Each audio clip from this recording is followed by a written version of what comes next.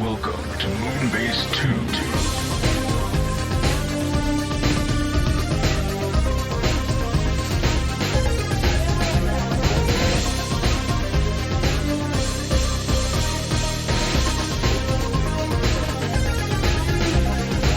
Hello, everybody, and welcome to the Moonbase 2 podcast. My name is Andy, Corporate Commander of TFW, and I'm joined this week by the man who says, "No, motherfucker, do you speak even English?" It's Mikey G. Wolfie 3. Hello, Mikey.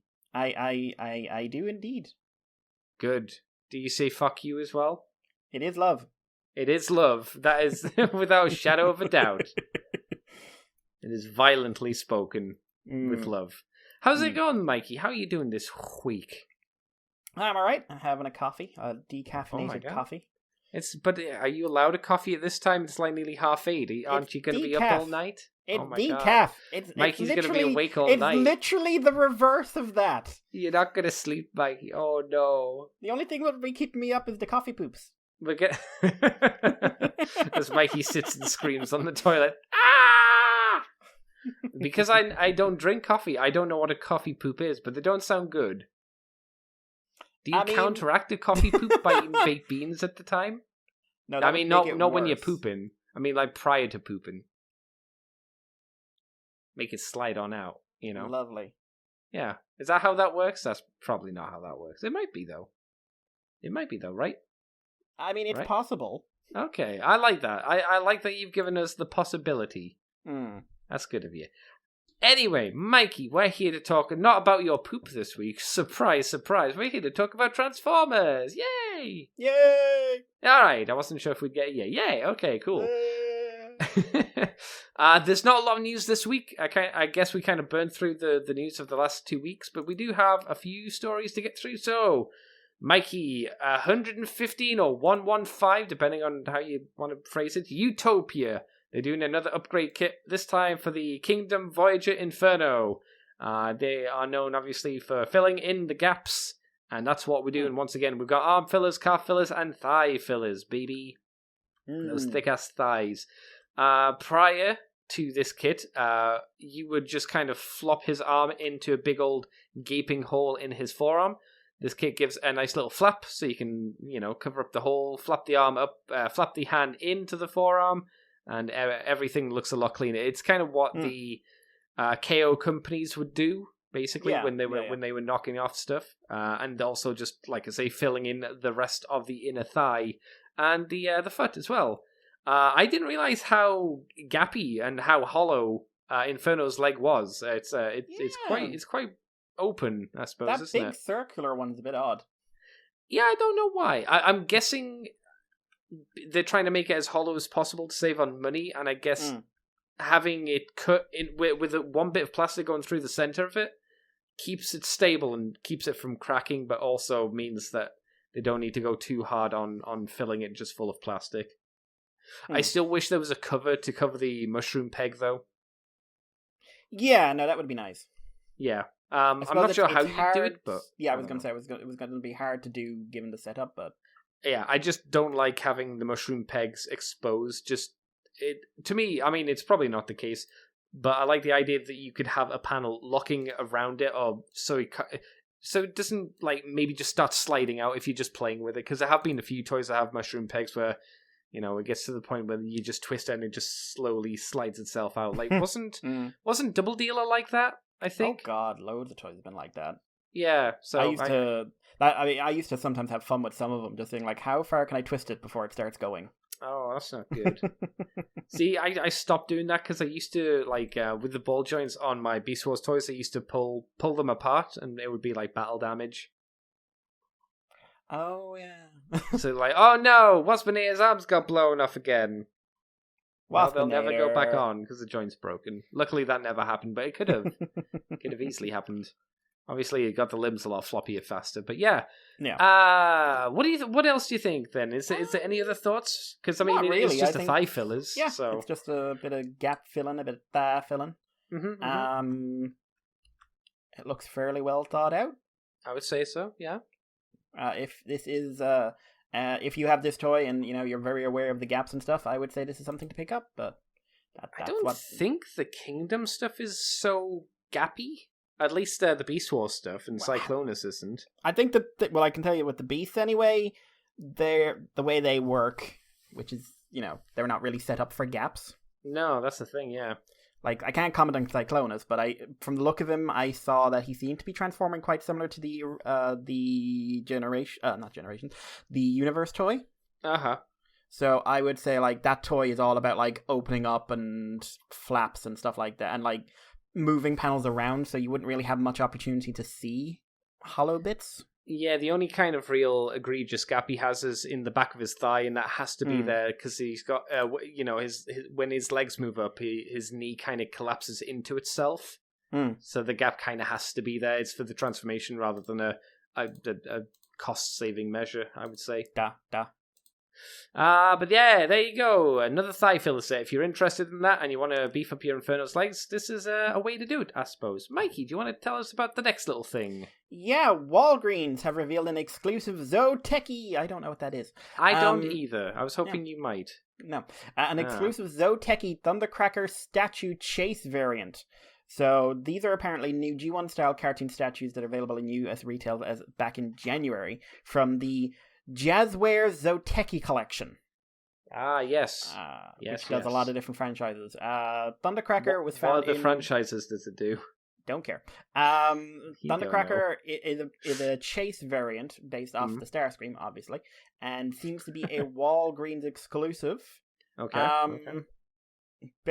Never announced anything else, just sort of popped up at one point. The rest of the collection includes Optimus, Megatron, Bumblebee, and Soundwave, and Screamer himself. The bases can be connected to create a diorama. Yeah, it's a fairly simple, fairly cheap-looking Thundercracker. Yeah, he's not remarkable, is he? Yeah, like, it also kind of, like, he's got effects to make him look like he's flying, and he's got effects to make it look like he's pew-pewing.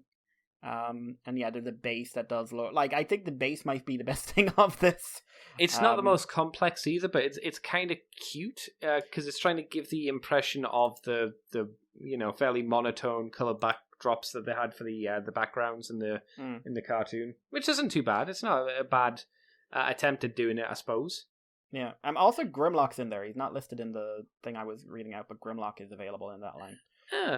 Do you think Thundercracker looks maybe a bit too thin? He looks very slender.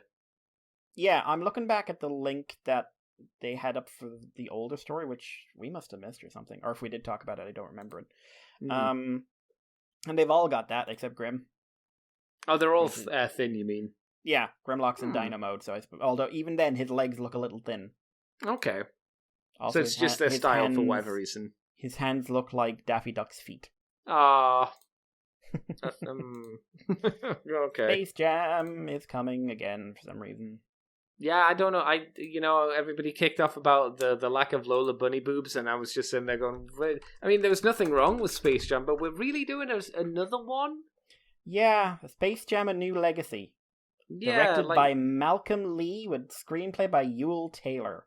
Like I get why they did it, because Michael Jordan was a big deal. I didn't care about sports, but I knew who Michael Jordan was. I don't know. Starring LeBron James.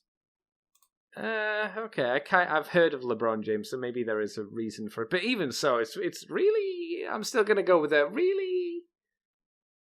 I think they're trying to capture another hey guys, do you remember this movie from your childhood? Oh, do you want to hear It doesn't look like it's the sequel.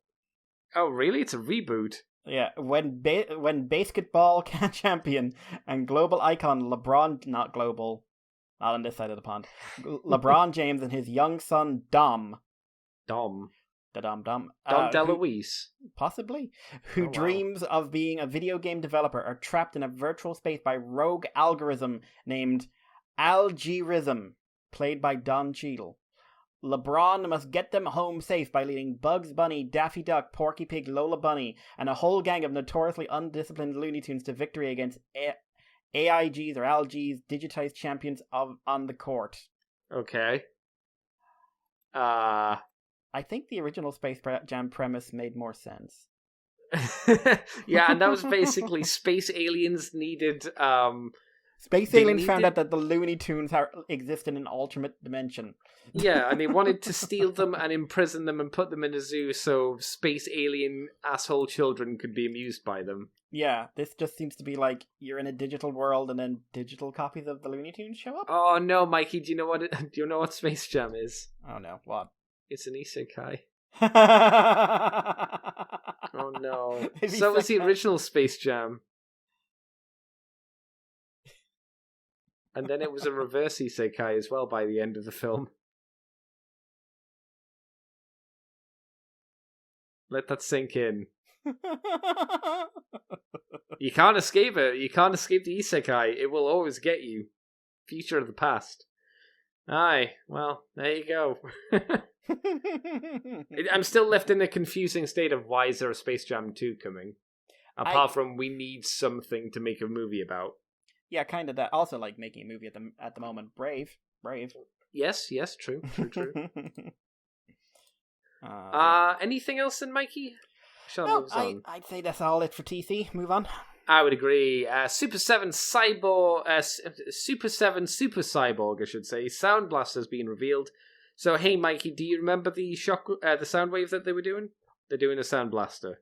If I said yes, would that be believable? We did talk about the sound wave because we talked about his weird removable groin and all the gears in there. I remember. Do you? Yes. Okay, that sounds convincing enough. Yeah, so once again, you can remove the front of his cassette deck, and you can remove his groin and ab region to show his internal workings. That's pretty much it. It says 7 points of articulation, but I wouldn't, expect this guy to be up to the same quality level as like a Figma or a Figuart, for instance. 11 inches tall, made of vinyl. If you love sniffing vinyl, this might be the one for you. And this time, instead of a laser beak, it has a rat bat. Note, the rat bat will not transform. It's just the cassette mode for it. Yeah. There you go. That's it. If you were gagging for a sound blaster from this very, very specific little toy series, then hey ho, there you go. I mean, I do like the gimmick. I've said that before. I do like the gimmick of this line. Like, I think it's neat. I would rather see it on something like a posable action figure. Yeah, because let's be fair, you're going to be paying a lot of money for hard vinyl stuff, and it's not going to be worth it unless you really like the aesthetic, right? Like the Ultimetal makes sense, and that was a posable action figure too. True, but that was also like as much as your house. Yeah, but I could see a reason to buy that. This seems more like a step up from a pop vinyl, but still pop vinyl-esque territory, at least from my perspective. Yeah. Yeah. I thought you just died. Like there was drool coming out of your mouth and your eyes had just dilated. And you're like, I don't know. You said pop vinyl and you had to commit seppuku or something. I mean, you did bring up the name that should not be brought up. That's true. It's a company that keeps on going, whether you want it to or not. Yay. Mikey, do you want to take us on to our next bit of news then? Yes. So Hasbro Pulse FanFest 2021 has been announced. This is going to be an online event slated for April 9th, so not too far away. Is that the thing that we had last time? Yeah. Okay, so it's basically HasCon online.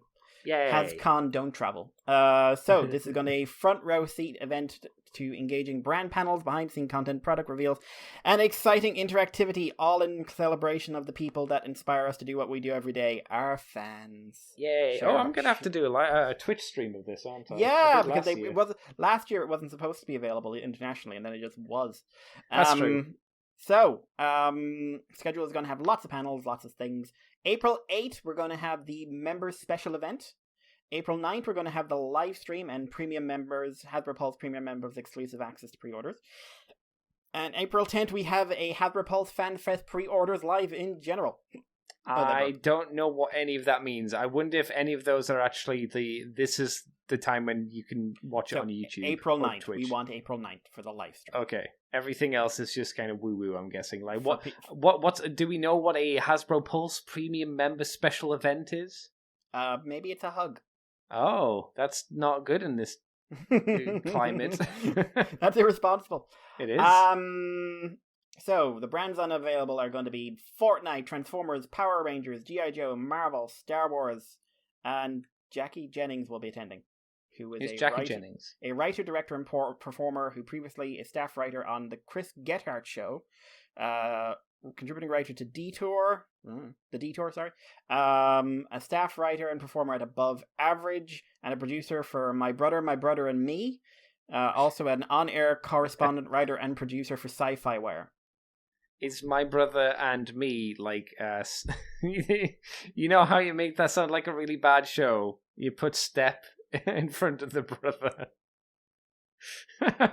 It becomes a Pornhub show easily. My Stepbrother and Me, the sequel. Revenge of the Penis. Oh God, that's a different. No, Andy, no. My Stepbrother and Me, Revenge of the Washing Machine.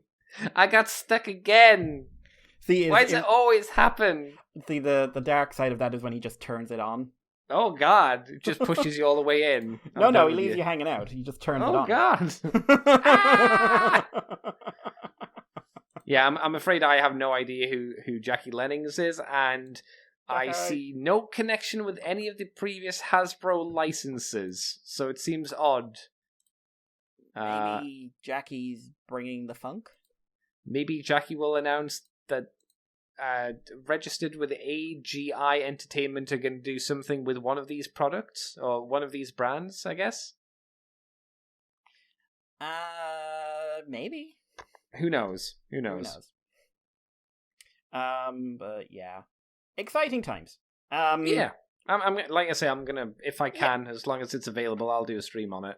So. Oh yeah, we should be getting some reveals and stuff on there. So, we kind of need it because we haven't had any. Like you and I have said for a while, we haven't had any like proper reveals for a while now. It seems like, and the sarcastic leaks are getting a bit much. Yes, exactly. I would agree. Well, Andy, me, take us on to a big reveal of a big, well-priced toy. Oh boy, yes, the Transformers War for Cybertron Kingdom Spoiler Pack. The Spoiler Pack's, of course, known for their good value toys and amazing spoiler reveals. So if you do not want to be spoiled for the show that stops you all in your tracks with its high-quality writing, that, of course, being the War for Cybertron series, you better jump ahead a few minutes, because in this box set, we have...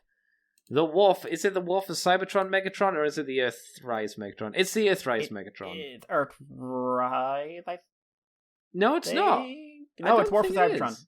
It's oh Siege, my it's Siege, god! It's Siege. Oh my god! It's not even the. It's not even. How the do you Earthrise tell one. How do you even tell the difference?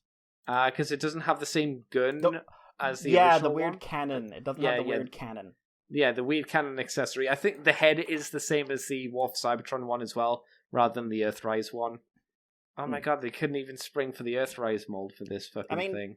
Do you really want that? It's better. I think it's got a better looking head. It's better. Well, it comes with that stupid gun though. Yeah, but I would say the tank looks better as a tank. Mm. It does look a little bit better. It's still not great, and it's however many times we've seen this fucking mold and it being fucking we'll get onto it. So yeah, it's Megatron, and it's the purple paleo Trex thing that we saw about earlier. What does this mean for a spoiler? I think it's fairly easy to assume that we will see Megatron scan a dinosaur and he will become purple Megatron. Right? I would be really fucking annoyed. Do you not think that's the thing they would do?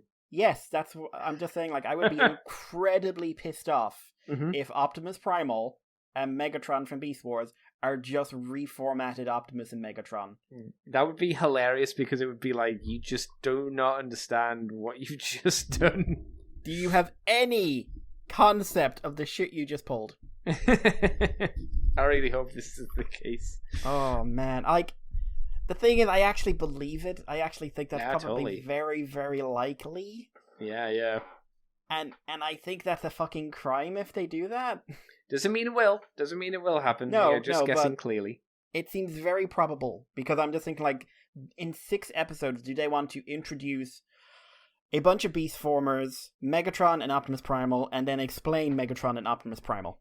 Yeah, when it could be easy if they just introduce a few Beast Wars characters and then just reformat Prime and Megatron, so you don't need to do anything, because in quotations, characters are already made.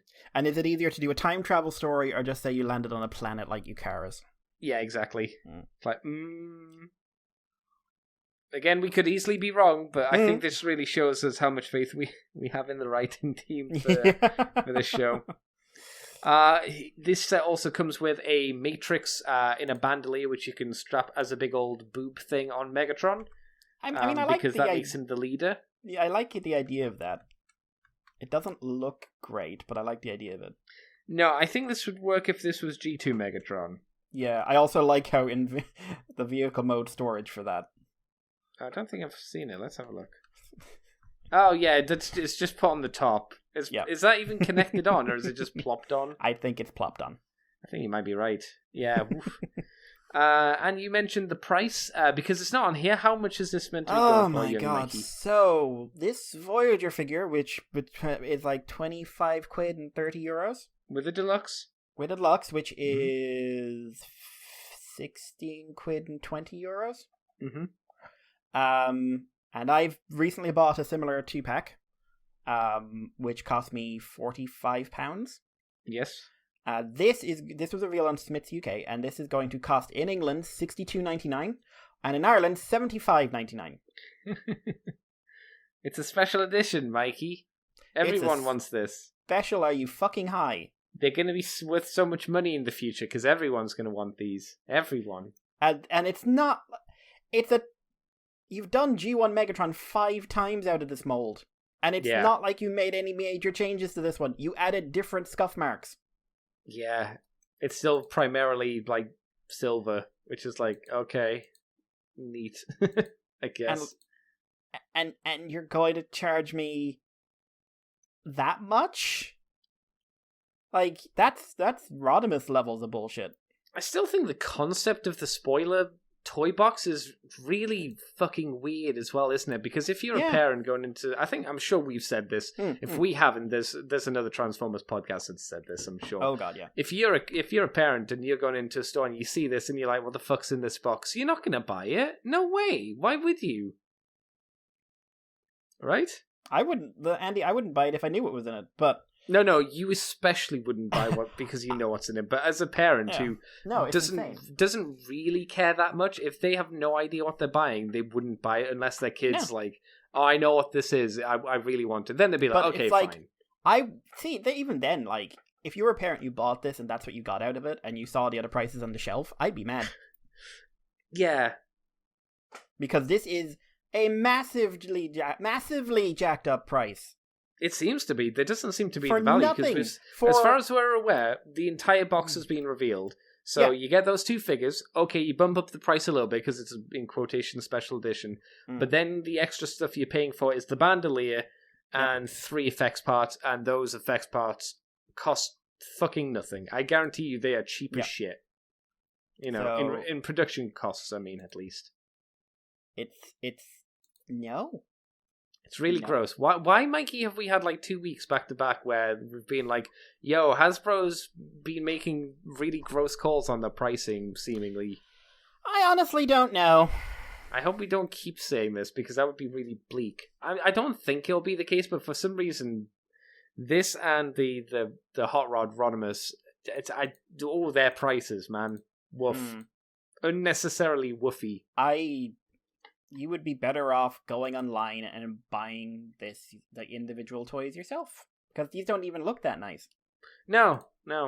I mean, Paleotrex is kind of unique because it's all translucent, but I don't think it's enough to justify the price. And the Megatron is so similar to previous Megatrons that we've had within the past 2 or 3 years. I can almost, I don't want to 100% guarantee you. I can almost guarantee you that you could find this mold of this Megatron, the War for Cybertron one, far cheaper on the secondary market. Yeah. Because it's been released so many times, I'm sure people want to kind of get rid of it anyway. Absolutely. Especially when, like, you had the people who like, oh, I bought my Siege one to be my main Megatron. Oh, Earthrise came out. I'll buy that to be my main Megatron. Yeah, oh, exactly. I'll dump this. Yeah. Like, no. What a strange thought. I mean, who did we say, or who did we think they were going to do for the special edition? Didn't we throw out really stupid ideas? I can't remember. Oh God, I can't remember.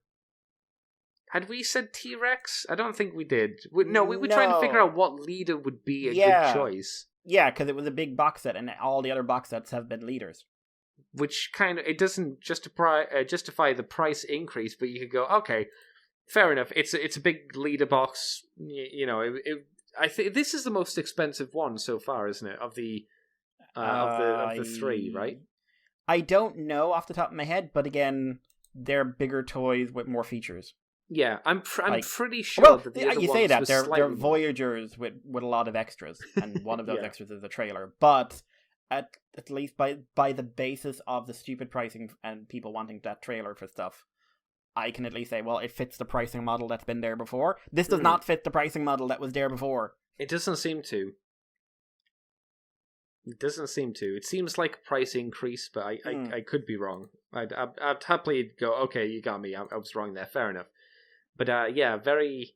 Oh boy. An odd choice from Hasbro. So yeah, I can't say I'm super pumped about that, to be honest, young Mikey.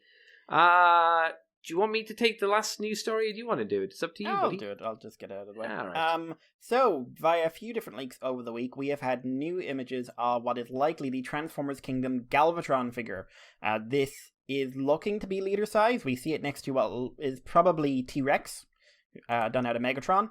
And they scale fairly well by the looks of it. Now, the first batch of pictures were the hilarious, like, oh, I've got stolen toys. Yeah, and Snapdragon was in there for some reason as well. Snaptrap was in there. Like Snaptrap, sorry, yes. Yeah, but these amuse me because it's like, I've got stolen toys, and look, I took off his legs. Hey.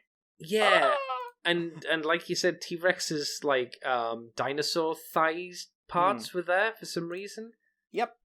It was weird, but yeah. Hey, this is the people who think that if like there's something like engaging about getting a leak and then coloring it over with a big black Sharpie. Oh God. I forgot about that. But then, through a couple of leaks, we got reveals of the actual figure, and we also got to see its alt mode, and today we saw that it will be coming with a Matrix of Leadership on a chain. Oh my God. The chain is very thick. I can't find a picture on it here, but I saw it earlier on, and it's a very thick chain. With 2 C's or a K?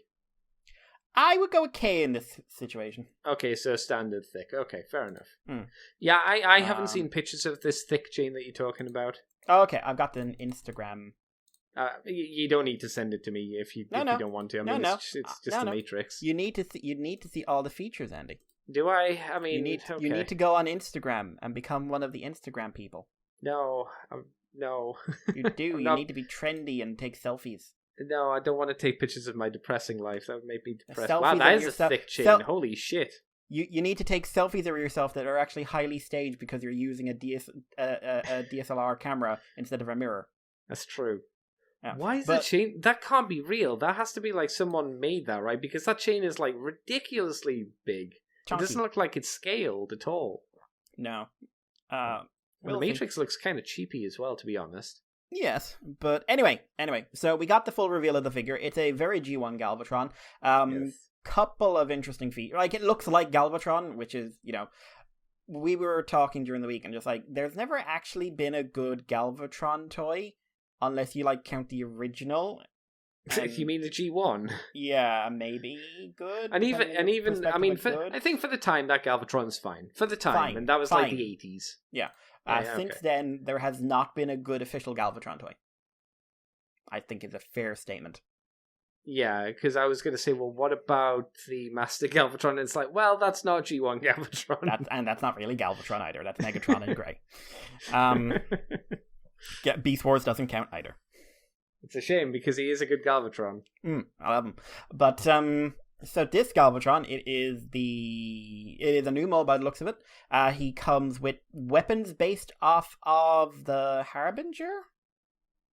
I think it's called the ship. Is that the ship? Yeah. It looks exactly like. For those not aware, it's the ship that he was given in the animated movie. Yep. It's that ship. The one that Shockwave, that third party company is making that Shockwave into, that one. Yep. He also comes with battle damage paint. Why? It's not too bad on the chest because it's basically like a lilac versus a deep purple, which isn't good. Why? But then you go like completely clean everywhere else, and then you go to his shins, and it's just like, Galvatron, did you get your boots muddy? Are you walking in deep water, Galvatron? Why are we doing battle damage? We didn't do battle damage for Earthrise. We haven't done battle damage for any other Kingdom figure. Why are we doing it for Galvatron? And why does it still not look very good? Just don't do it. Stop it. Stop wasting money on these kind of trashy paint apps. I mean, it looks bad. If people like battle damage, they can do it themselves because they'll do a much better job. And it's really easy. You do a wash or you do like dry brushing. Yep. And there it looks worn. Miracles. Yeah. The alt mode, let's talk about the robot mode first because it does look good. I will say it does look like a good design. Yeah. A little bit on the chunky side, but that's kind of just Galvatron for you. He does have a very broad chest, especially compared to his tiny waist. He's got an hourglass figure if you take away those hip skirts. Yeah, it looks very like he's weird. He's more like a triangle, to be honest.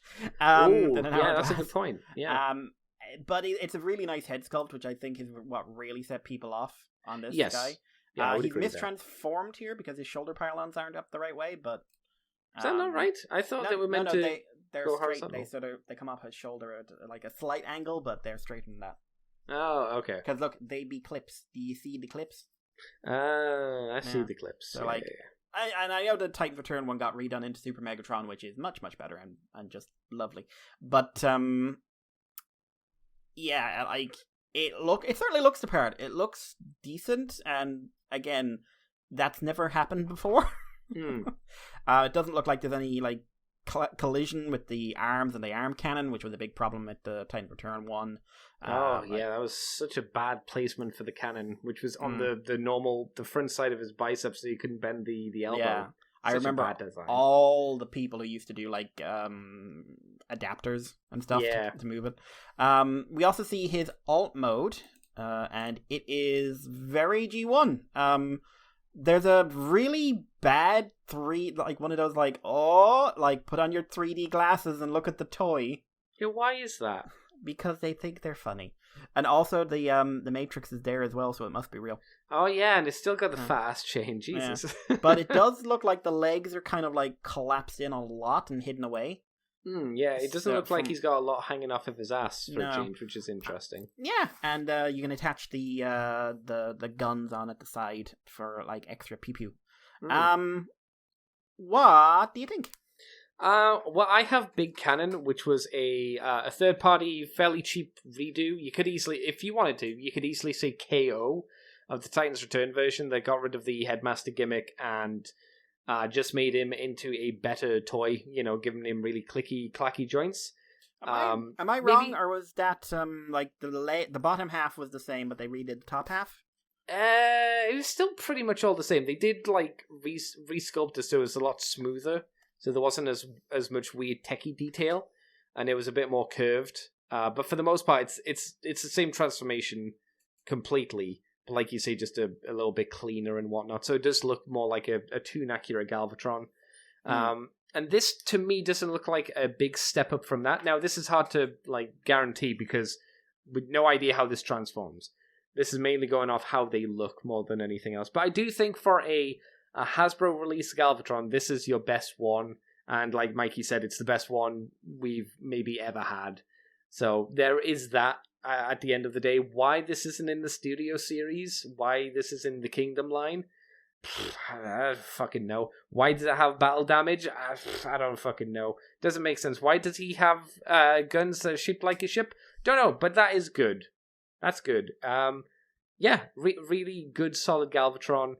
I'm guessing it's not going to be hampered by any weird shoved-in third modes, which I also think is probably a boon to it as well. What about you, Mikey? I think it looks good. It doesn't look like they're going for triple change this time around, which is good. Thank God. Overall, like, I'm pretty pleased with him. It's always weird to me, the treatment of Galvatron. It's very, very strange. What do you mean? Well, he's either never done or he's never done well. And it's specifically, like, I always find it weird, like, such a big... like, I would say Galvatron's a bigger character than Rodimus Prime in terms of effect on the franchise and everything else. Kinda. Like, because, like, he's had more fiction where he matters. I would say, though, that the significance of Rodimus Prime is very important to the G1 show. Yeah, but, like, if we're talking... Like, he had arguably the most interesting character... but of the original cartoon. You can't deny that, like, a lot of people would happily forget he existed. Oh yeah, I mean, wrong, people got butthurt, but it was a smart, good business move. I mean, clearly it was a good business move because we're still fucking talking about it. I think it's fair to say that Galvatron has had a more important effect on the narratives of stories for years. You mean overall past G1? Yes, I would agree with that. Even straight into Marvel, he was bigger. Yeah. Like, they had, like, multiples of the fecker.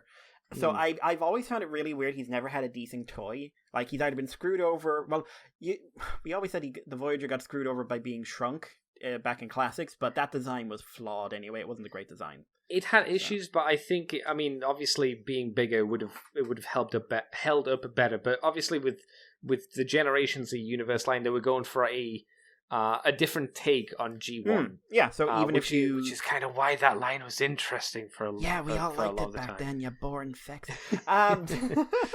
But, I still love that Megatron. It's dumb as a pile of bricks. Megatron? The original Classics Megatron.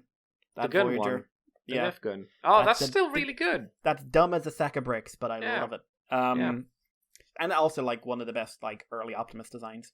Oh yeah, it's still pretty decent Transformer. It's very. It also feels really good. Yeah, like thinking about it, like only Grimlock really let me down in that line, and that was because they based him off the Action Master and made him a deluxe for some reason.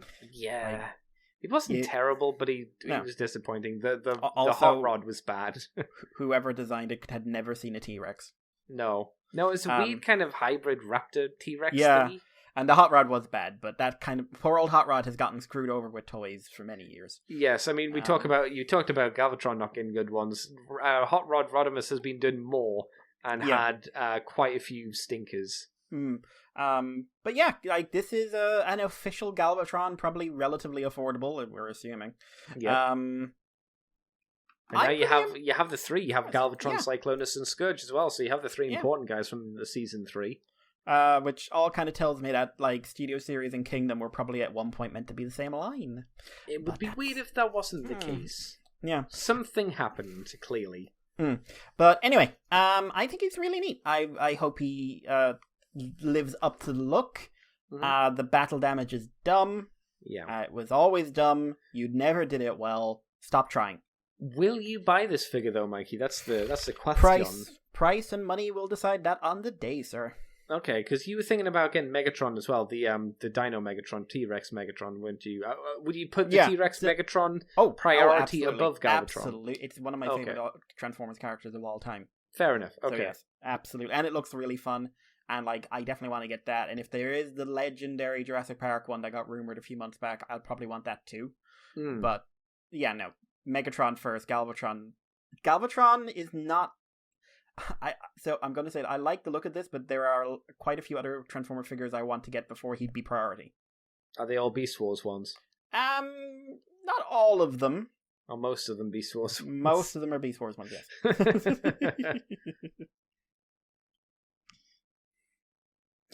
But yeah, so I think he's good. I want to see how he turns out. Cool. I'm not sure about getting it myself, because I already have the big cannon one. Maybe I'd get it if it was in the Marvel colors, just to have the mold. I'm not sure. I might not, just to save money. It's hard to say. That's it, Mikey. That's all of our news this week. Yeah. It's been Like I said, it was a quickie, this one, my dude. Well, maybe some more news next week, but we have a Hasbro stream. Was it? You said on the 9th, didn't you? So that's 2 and a bit weeks, basically. So that's probably where the big thick dump's gonna be on our faces. So the question, Mikey, is what have you been up to this week, my dude? What have you done for fun? Well, I've been trying to get into gaming for the last couple of weeks now, and I can't find anything. I don't have anything like super simple that I haven't finished already. And I'm basically like, I had this happen the first time I finished Nier. I was in like a weird stupor, just like, I'm emotionally drained. Do I want to dedicate time to something? And the fact that Nier, the remake of Replicant, is coming out soon, like, I'm just sitting there going like, please, give my feelings time to live. Yoko Taro, no. Yoko Taro, yes. This man with a ball on his head appears outside my window. Yoko Taro, yes. For anyone who doesn't know, Yoko Taro has never been seen in public without wearing a mask based on one of the characters from his stories. Because apparently he is incredibly socially anxious, if I remember. He may be some sort of online VTuber with purple hair, for all we know. Oh, that'd be interesting. Oh, he pulls off the mask, and it's just a mask of Aqua underneath it. I don't think I got an answer from you. Did Kiara create any more hate crimes on Nia by killing innocent robots again? Oh, I forgot to watch actually. Oh, okay. I wanted to know if she killed Pascal because she's clearly a monster. She did. She killed him once. Fuck. She saved and killed him, and then went back. And I'm just like, okay, I know the game's set up, so that's okay. But you attacked Pascal. Why? He's a good boy. Miko didn't attack Pascal, and she attacked everyone.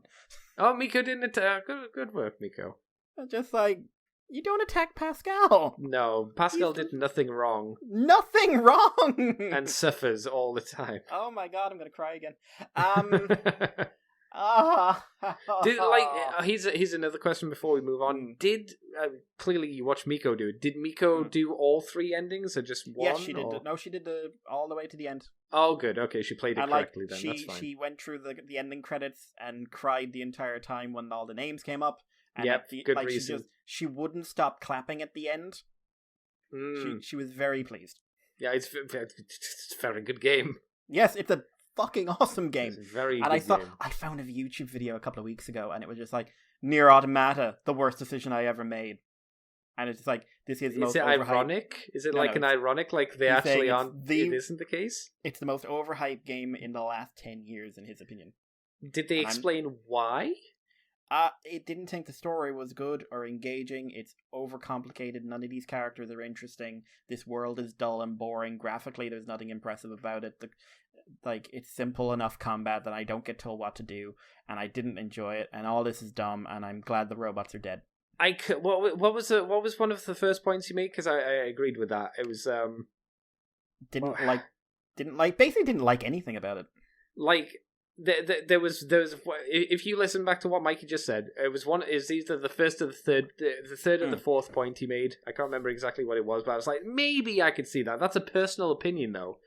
A lot of that sounded like just I didn't like it.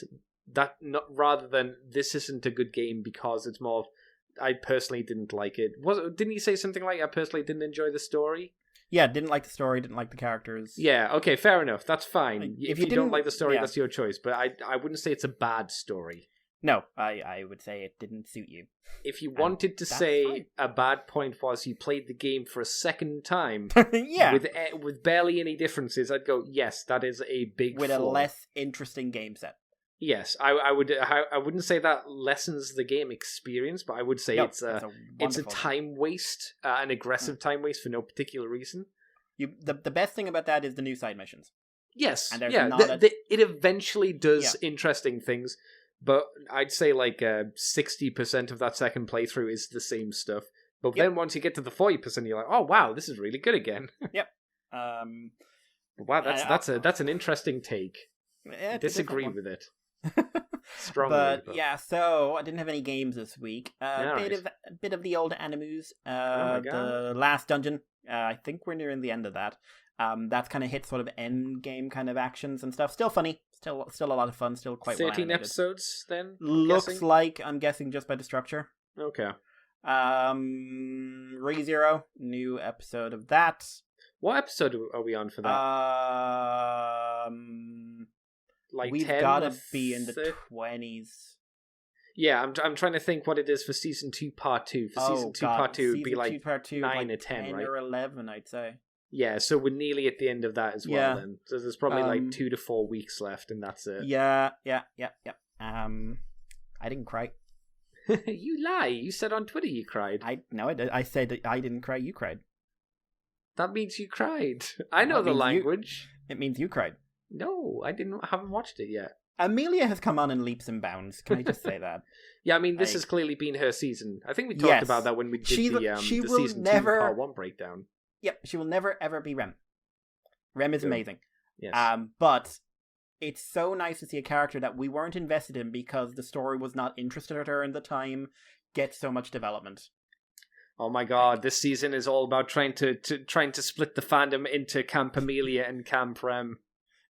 Who? I don't think it's going to work. I think everybody still loves Rem, but... Yeah, no, everyone loves Rem.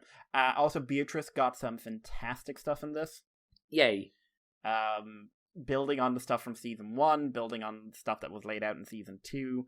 There was some stuff with Puck got a lovely little moment in this. Mm-hmm. I don't think we'll be seeing Puck again for a while, but I at least think he will come back at some point.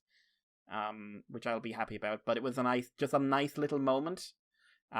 We got something from the little elf girls, the little half elf girls. Oh, yes. Sad moment from them. We got an emotional moment from Rosewall. And at the moment, at a time when everyone really wants him to explode. Oh, I like Rosewell. I like him too, but he's been pulling some bad shit lately. Yeah, well, I'm sure he has his reasons. I don't know what they are, but I'm sure... Not a good reason. Also, a little bit more from... Like, I love how Echidna's just kind of over all of this, but it's so not about her.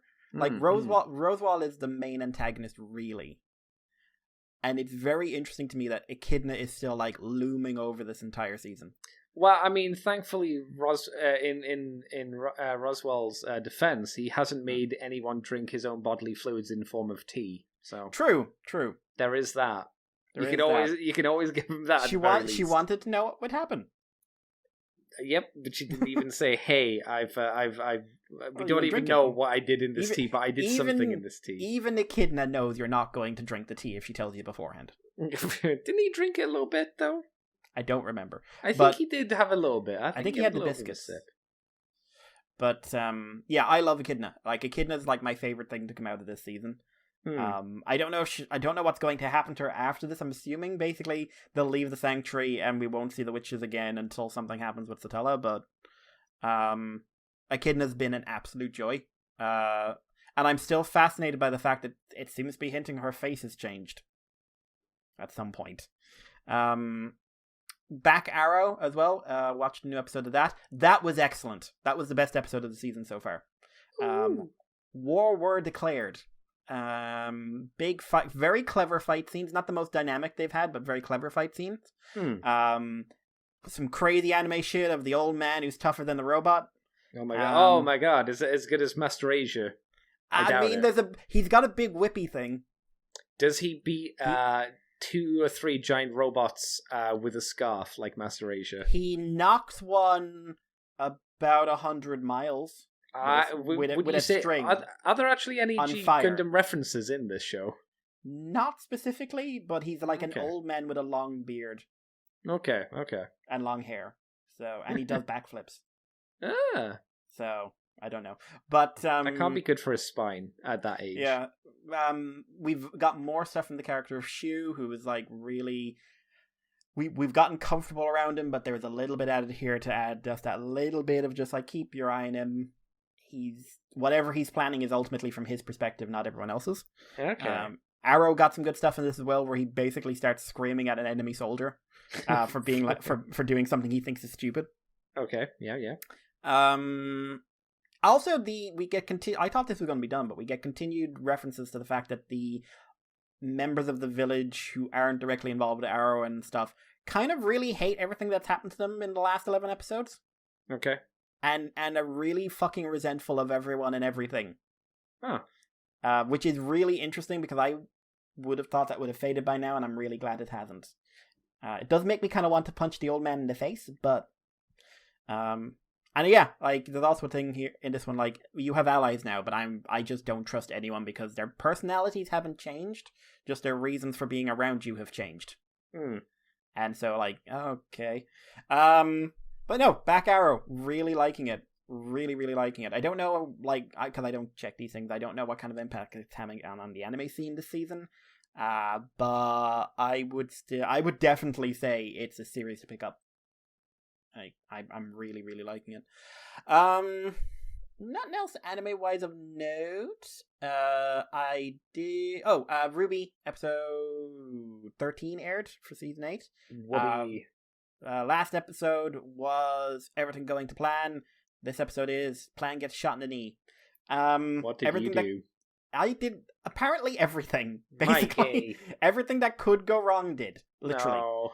And there's at least one more episode in the season, but it was really good. Lots of action in this one, lots of drama, lots of tension. A moment which set the Ruby fandom on fire because I saw a lot of retweets about it, but I'm also like, I would be surprised if that's as big as people are making it out to be. I think it might lead into some stuff in the next season. Did two characters kiss? Is that what it was? No. One character I was expecting to die lived. Oh my god. Which was shocking. But I still really like this, and having done a rewatch in the last week or so, or a week or two rather, of Ruby and Genlock, actually. I rewatched Genlock. But it's really amazing to me like how that show started and where it's ended up. It's night and fucking day. In terms of everything from writing to animation quality. Yeah, and yesterday, this I did on a complete one, I ended up rewatching Godzilla 2014. And I had a really weird realization. Do you actually hate that film? I like it more than I thought it did.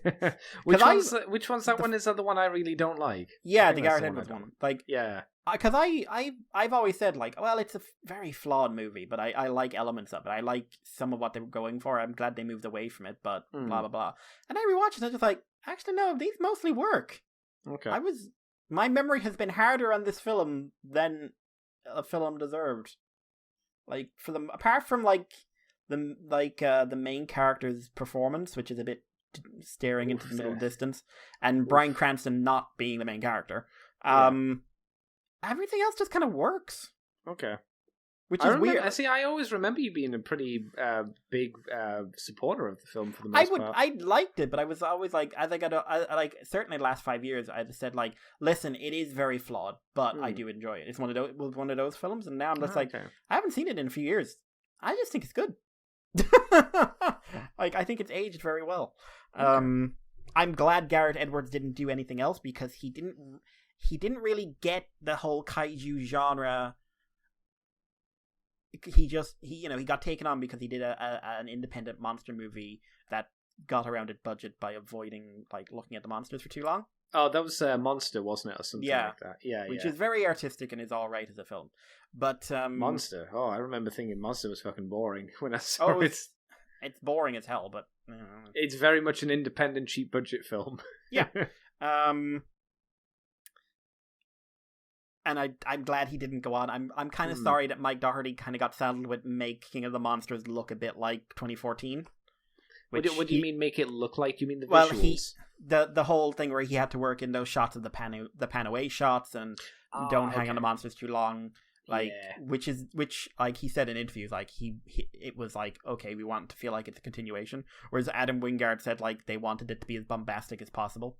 Yeah, for definitely. Godzilla vs. Kong. So, and he said, I am guaranteeing there's at least 5 minutes where no camera is moving away from the monsters. He said that, and I'm going to hold him to it. But no, like, better than I remember it being, which is weird, because, like, I liked it, but I was always apologizing for it. That's right, yeah. And now I don't feel the need to apologize. It's like, honestly, I think it's worth watching. Okay. Just on its own merit. I don't. And, yeah. The Mutos aren't anything great, but they never were, God love them. No, I mean, they were there to get wrecked, really, let's be fair. Yeah, they were there because they couldn't license anyone else. Yeah. then, yeah, the big thing this week is mostly because I got, like, someone, like, Mr. Wallace said, like, we should do a podcast on it at some point, and I don't know how or when we're going to do it, but I ended up watching the Snyder Cut. The Schneider Cut. Yes, you spent money on it, didn't you? Schneider Cut. Got to watch the Schneider Cut. Used to say it like that. Is that a song? That's my song. Oh, okay. Cool. Yeah. Yeah, so that's out now, so I had a watch. It is being reviewed with a lot of people, excuse me, a lot of, there's a bit of dissonance in the review system, shall we say, where critics are being average to okay with it, and fanboys and fangirls and everyone on that regard tends to lean towards at least positive. Like McFeely was saying yesterday, like, it's a big stupid mess, but it works so well. It's such a good movie. General Techno, the first version, did you say? This one. Oh, this one. Okay, Yeah. okay. General Techno was saying, like, he thought it worked really well, and that, like, it was commenting on some of the depth in it as well, and people were saying things like Aquaman and Flash and Cyborg get a lot more to work with, etc., etc. You should hope so. It's a fucking 4-hour film. Yeah, so Jesus. I didn't see Justice League, the original cut, until about 2 years after it came out. Was it the original cut, or was it the... Did it get an extended version? I don't know. I just was around someone's house and they threw on a Blu-ray. So you're maybe asking the wrong guy. And I came away thinking it was a movie whose badness was overblown. Because I like, people are going like, it's the worst DC movie. It's really not. It's at least a league ahead of Batman vs. Superman. It's still very bad, though. It's still not good, but Yeah. I didn't find it painful experience, whereas Batman vs. Superman, I got so angry at the people who brought me to watch that film. There was some aspects I would say are very bad, which is the humor in that. That one's still really aggressive with its bad humor. The humor is very Whedon off the chain, shall we say. And for some reason, they made Batman a little bitch in the film, for some reason. Yeah, no, which is an odd choice. It's Batman basically being... Especially Batman versus Superman Batman. Yeah, like, they do not have the fight choreography in any way, shape or form. It's so strange. Which is the one thing I will defend that. Like, I will defend it for that one scene, by the way, not for the entire film. Oh, Batman vs. Superman. Yeah. That scene where Batman's kicking ass is very cool. Yeah. So I watched this, and I tried to go in with my general knowledge from the first film and my not secret dislike of Snyder films rather, and I came away from this and I'm thinking, this is the most Zack Snyder film ever made, at least for the first half. It's bad. Just getting it out. It is a bad film. Yeah. It is the film that people who have been canvassing for the Snyder Cut wanted, and it is more cohesive, and because of extra bits, better than the original. But it is still bad. I would, from what I know of it, if you legitimately like the stuff that Zack Snyder does, despite it being bad, if you like those things specifically for personal reasons, then you're gonna like you said, you're gonna really love this film. This is the most Snyder movie ever made. Yes. But it's not cohesive. It's the most cohesive, but as a narrative, it's a mess. As much of a mess as any Snyder movie is. Like, the closest I'll say it comes to is Man of Steel, and originally I was saying it was as good as Man of Steel. I actually think Man of Steel is better. Oh, okay. Why is that? I think Man of Steel is actually just a cohesive, bare bones script that just flows. Really bad. But it is a bare bones beginning, middle, end script. Okay. This is a 4-hour slog between beginning, middle, beginning, middle, beginning, end, bit of beginning again, middle. It's far too long. It is. There's something to be said for the people that defend it by saying, well, it was meant to be like 2 or 3 movies, and you go, yes. No. Well, if that was the case, it still doesn't matter, because that's not what this is. This is a 4-hour film. This is not the movie you would have gotten, I will say. Also, there was meant to be a sequel to it. They weren't meant to be filming the entire thing at once. It's true, yeah. It just turned, like, if you don't know, most films have hours of cut footage. Yeah, well, yeah. So, the good ones, at least. They should have hours of cut footage. Yeah, so that's where this came from. It's not because they filmed for 2 films. It's because they filmed a lot of shit that Snyder had to take out. The slow-mo is oppressive. Zack Snyder. Whoa. But it's the worst he's ever done. Mm. And it's the most Snyder he's ever done. The opening is 5-ish minutes of suffering. Of one individual suffering and screaming with bad audio and bad scene structure, all done in slow motion. The use of slow motion in action scenes usually hurts the film because, like, it makes stunts look like stunts. Mm-hmm. There's a scene where someone's running up a wall and it should be, like, really quick and they're doing a backflip and doing action shot, and because it's done in slow mo, it looks like someone is doing a stunt run up a fake wall. I actually watched on Mauler's Twitter thing. He listed a load of scenes and showed them, like, from the Snyder cut versus the Whedon cut. One of the first one was of you remember the teaser at the end with Lex Luthor? Yeah. And the clip from the Snyder cut is 1 minute 55, and the Whedon one ends at where is it? It ends at like 34 seconds, which is Destro, like, just before it gets on the boat. Yep. And like I say, the Zack Snyder cut for the exact same scene doesn't really add a huge amount. It adds very small bits, which adds a little bit more context. 1 minute 55. Yep. And that's like not another a particularly dragged out scene. That's not a dragged out scene for the film. No, and there's Mauler put up at least another 3 or 4 other examples of the same thing, which are just long for the sake of being long. Yeah. They don't add a huge amount. Barry Allen's introduction is now like a scene that was cut and includes Iris, and he's saving her from something, and it is just so long. And there's this thing of inappropriate songs playing. Well, that was in both versions, to be fair. But Andy, no, not like this. Not like this. To be fair, I don't know exactly, but I know that in the Whedon one there was just bad music. To be fair, the first one is just terrible music choices. I'm not talking bad music choices. I'm talking inappropriate for the scene songs, like full on 2 to 3 minute long songs. I did hear that there was a scene of them running up some stairs with, like, heavy rock music playing, which is odd. And also that leads into a scene where I think if you have epilepsy, stop and skip the bit in the movie. Flash will hurt your eyes. It hurt mine. I don't know what it would do to an epileptic, but there's a bit where Aquaman is walking away from the village, right? And he's walking down the pier, and him walking down the pier is about 2.5 minutes of slow motion with a folk song playing over it. A full folk song. There's also the bit where he leaves a village. All the women in the village, because this is Norway and apparently it's the 1800s, all of a sudden, all start, like, singing, and then one goes out and smells his jumper.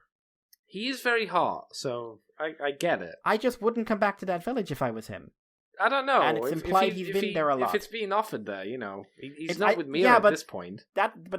But that's kind of like it's being offered at the place where everyone has the knives and they say, like, you'll never leave. That's the vibe I'm getting. Like, they'll eat him to gain his power. Yeah, but remember, nothing can hurt him. That we know of. What about creepy Norwegian, like, single women? We don't know. Norwegian fishwives are not like everything else, Andy.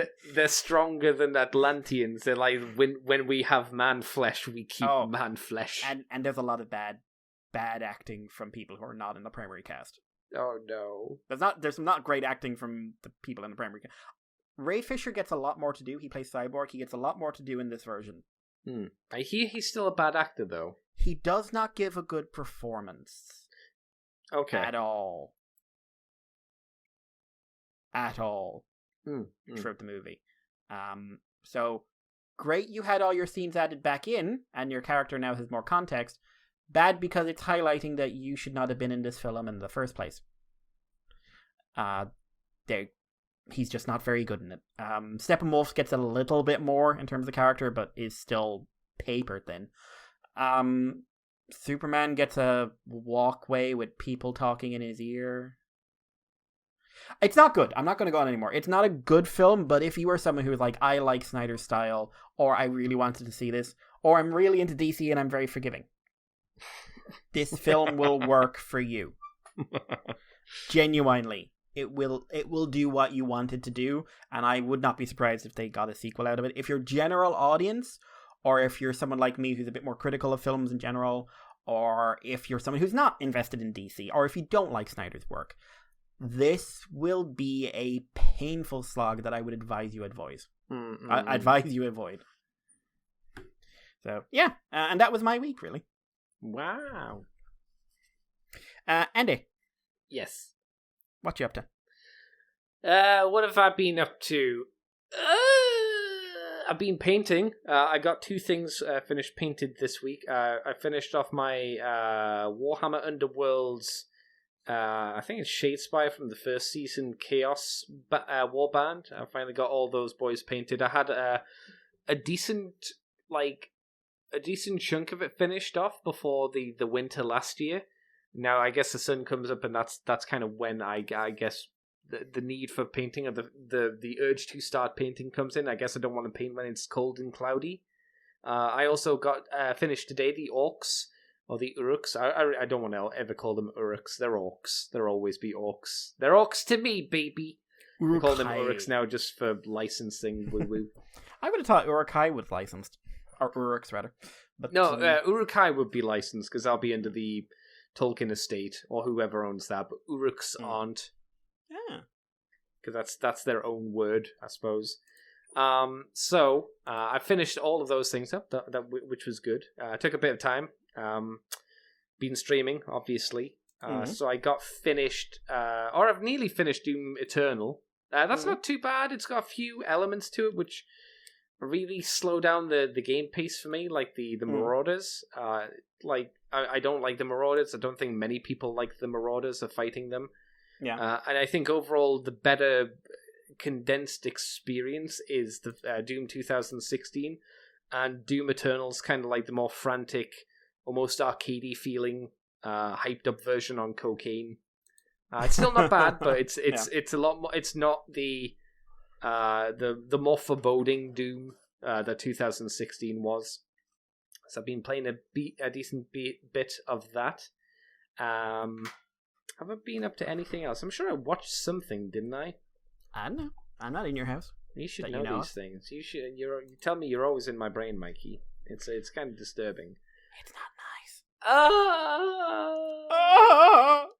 That's me trying to remember. I did a podcast today with Mr. Gruff. It was the Fluff and Hammer one. If you want to go and check that out, we were talking about the reveals this weekend, because they showed off some new stuff, which was nice. Very good stuff. Nice. And I'm going to say that's it, because I didn't really get anything this week. I've just been progressing with Gundam 00, as I've been rewatching that shiz, and that's still been fun. And we were meant to do a comic show, but we didn't get around to doing it in the end. That was something else that we were going to do, but yeah, that's going to be recorded this week. Yay! Not Tuesday, is it?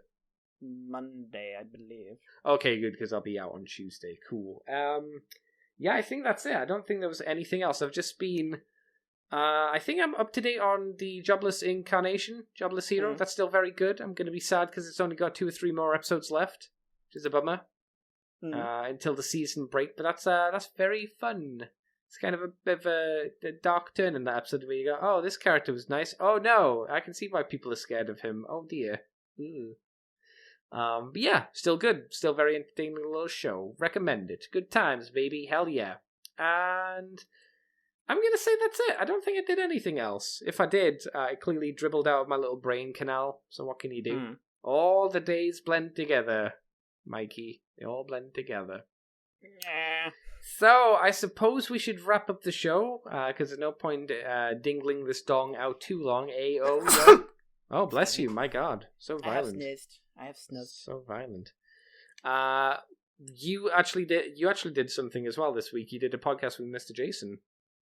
Yes, that will be up at some point. Yeah, that's a Patreon show, isn't it? Yeah, I need to get that sorted. But... What were you doing? I'm not telling you. You're not the boss of me. Live your dreams. Live your dreams, children. I mean, I already know, because, I asked Jason what it was. He's not people. That's true. But you'll be surprised when that comes out, I suppose. And me and Mikey have planned for another Patreon show, which will go up, I guess, next month or something. when we get around to recording it. So, yeah, okay, Mikey, where can people find you on the internet if you want them to? You can find me on Twitter with Irish Paleo, and you can send us a message over on the moonbase2@gmail.com, or on Facebook, or on Libsyn, on Twitter, and everywhere else, and give us a bit of the owl feedback there, lad. No. The owl feedback? Yes, owls. I only want to know about owls. Oh my god. We do have questions as well, or at least message us. Speak only the owl. The owl of truth, what is your wisdom? Woot. Excellent. Shall I before we do any more things? Shall I do the comments, Mikey? You can if you want. All right. Let's head over to my what was it? It's Gmail. Yeah, my Gmail as well. That's right. Okay. So on the Facebook, we have Christoph Carlson. He sends 2 massasas.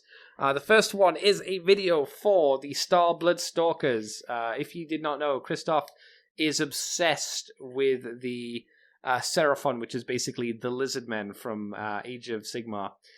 He sends the video of the Warhammer Underworld's Warband. The Underworld's Warband of Aztec Dino people I was gonna sell to Mikey as a good place to give a GW model kit a go, GDW model kit a go, but all the prices have increased since Warhammer Underworld board game / card hybrid game started, is making it hard to sell. Feel free to join me in grumbling about this, Andy. Yes, they have done a mild increase in the prices. I'm not exactly sure why, apart from making them more money. It might be something to do with the sculpts still being very good. I don't know, but it is a little bit annoying. It's not a huge increase, at least, but it's still a price hike. Still, it is a fun game. I've only painted the models. I've only played the game once because, hey, who's there to play with? That's the thing. Easy painted models, and you can just sell them to Andy if you aren't happy with them, Mikey. So, have you seen the video for the Star Blood? I saw the link. I haven't gone into it yet. Okay, it's a very short video, so you can have a look at that while I read the next part. Also, there is a feeling I can't because I don't have Facebook on this computer. Okay, I'll copy the link and I'll send it to you over Skype. That'll be easy then. Oh, why are you? Okay, it does still take you over. It's just a stupid, super long Facebook. I'll look at it later. Okay, that's fine. The other part of the thingamabob is also there is a special feeling you get when you find a panel in an old comic that you can use to meme on something current. And said Spider Anime have been skipping important stuff again, but will save you from those spoilers to instead bring up that they whitewashed the Dragon Boss man. I don't even know how to say that name. I don't know who the Dragon Boss man is, so... I'm behind on that, so I don't know. No. Big whoops seeing he is the only black guy in the series, but to end on a more fun note, now that you meet the parallel wills, that's in quotations, and D, in quotations, I can tell everyone that the comedy spin-off is about D giving them their own bodies and things getting silly. Like I said, I'm behind, so I'm only getting, like, vague context. I didn't know there was a spin-off series, and I knew there was a spin-off. I've seen pictures of that. I just didn't know, like, because it had more spiders, and I didn't know what the context was. Oh my god, even more spiders. Oh my god. But yeah, there you go, Mikey. Anything to say for that? Yeah. Why haven't you actually done any GW stuff? Has it just not ever taken your interest visually? Not really. Like, oh, did you make any more paint progress? You didn't say. I don't. Yeah. Think. Oh, yeah. I'm nearly done. I just have to finish the hands. Have you enjoyed your experience? I have. I will give a full review of the experience at the end. Very good. Very good. Because we must have everything finished. It's true. You want it all complete before you give your final thought or ruse. That makes sense. I can understand that. The other thing is Tentamon 4.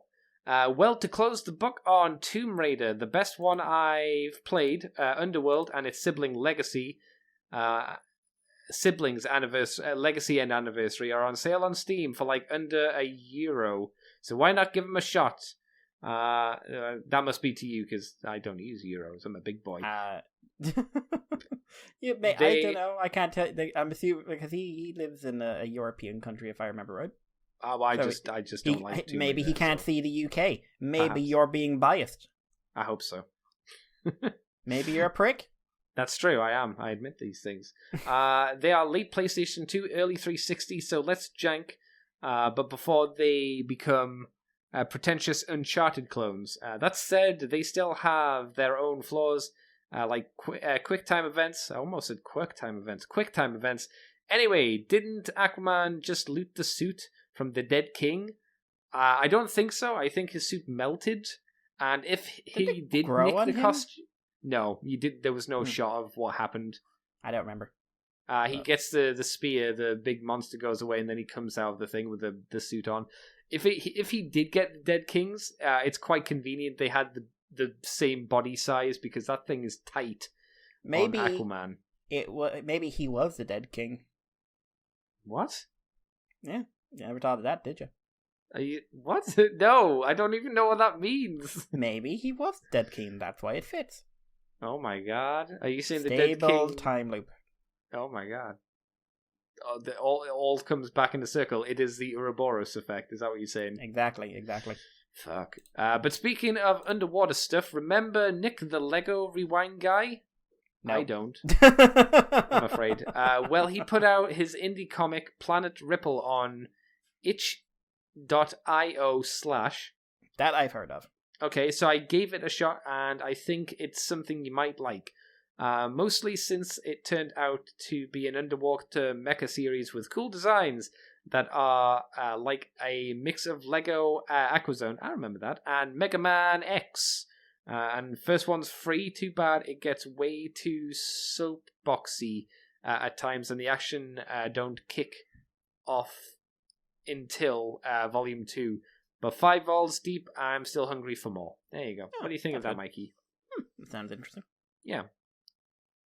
Cool. Yeah, for me, Tomb Raider ain't going to be a thing. They're just not games for me. They're just not. I've played enough of them to know I don't like Lara Croft, I'm afraid. And I don't like her adventures. Mikey. You're just like you just got a personal thing out against her, is what you're saying. I mean, if you put out a game series, and I've played 2, I've played the one that was on the Xbox, where you fight someone with a magic sword at some point. I played that one. And I played whatever the first Uncharted one was like, and I haven't liked any of them. I think 3 games in, that's a pretty good indicator that Tomb Raider just ain't for me. Right? I gave it a good solid try. I don't know how many more games from Lara Croft I can buy until I found one I like. I guess it was worth it. It's just not for me.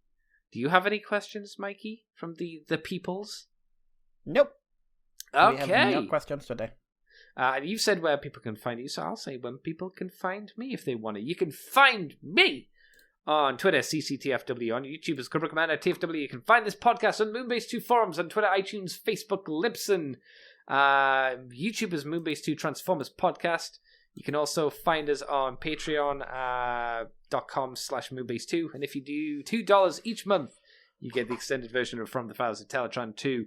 You also get it a week early, and you get the Moonbase Woo-Woo, where we talk about more stuff, well, non-transforming things, at least in more and greater detail. And I think, ccbunker.weebly.com. You can also get us that way if you're inclined to. If you wondered where I put my images for my crappily painted models, they went on Twitter and my Facebook page, and the Fluff and Ham page as well on Facebook. So, Mr. Mikey, thank you for coming on and joining me this week once again.